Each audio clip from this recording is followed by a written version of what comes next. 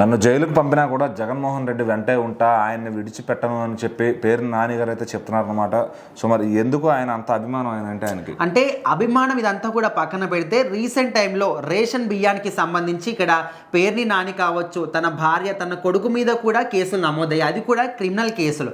అయితే ఈ విషయంలో రీసెంట్గానే తన భార్యకు సంబంధించి ఏవైతే సెక్షన్ల కింద కేసు నమోదు చేశారో హైకోర్టు కూడా ఈ సెక్షన్లో ఈ కేసుకి వర్తించవని ఆ కేసును కొట్టేసి తనకైతే ప్రజెంట్ బెయిల్ ఇచ్చారు. సో ఇప్పుడు కూటమి ప్రభుత్వంలో ఉన్న వాళ్ళు ఏం చేస్తున్నారంటే ఆ మధ్యంతర బెయిల్ని కూడా కొట్టేయాలనే విధంగా ఒక పిటిషన్ కూడా దాఖలు చేసుకున్నారు. సో దానికి రియాక్ట్ అవుతూ ఈయన మాత్రం ఈ కొన్ని వర్డ్స్ కూడా చెప్పడం జరిగింది. అండ్ ఇప్పటి వరకు ఓన్లీ మన రాష్ట్రంలోనే కాకుండా దేశవ్యాప్తంగా కూడా ఇలాంటి కేసులు A6గా అంటే 6A కేసు కింద నమోదవుతున్నాయి, ఈ సెక్షన్ కింద నమోదవుతున్నాయి. కానీ ఇలాంటి కేసులు ఏవి కూడా క్రిమినల్ కేసుగా ఎక్కడ కూడా నమోదు కాలేదు.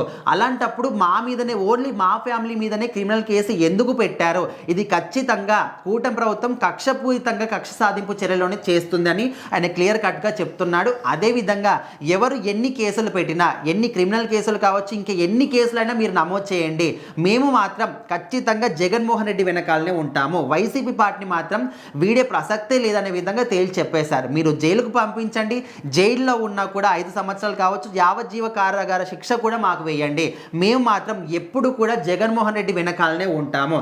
ఎందుకంటే ఒక పార్టీని మనం నమ్ముకున్నప్పుడు ఎప్పుడు కూడా అదే పార్టీకి మనం నమ్మకంతోని ఉండాలి. ఏదో పార్టీ ఓడిపోయిందని చెప్పేసి, అధికారం లేదని చెప్పేసి పార్టీని వీడితే మన మీద పెట్టుకున్న, అంటే ఇది ఒక రాజకీయ పార్టీకి సంబంధించిన విషయం కాదు, మన మీద పెట్టుకున్న నమ్మకానికి సంబంధించిన విధంగా కూడా ఆయన చెప్తున్నాడు. అంటే చాలామంది ఈ విషయాన్ని నెగిటివ్గా కాకుండా పాజిటివ్గా తీసుకుంటున్నారు. ఎట్లా అంటే ఈ మధ్యకాలంలో రాజకీయ నాయకులు ఎట్లా అంటే ఏ పార్టీ ఓడిపోయిందనుకో ఆ పార్టీ నుంచి అధికారంలో ఉన్న పార్టీకి జంప్ అవ్వడం కానీ, అక్కడ ఇంకేదో పదవి ఆశించడం కానీ ఇలాంటివన్నీ కూడా చేస్తున్నారు. సో ఈయన నుంచి ఈ యొక్క విషయాన్ని కొంతమంది నేర్చుకోవడానికి చాలామంది ఈయనని ఎగ్జాంపుల్గా తీసుకుంటున్నారు.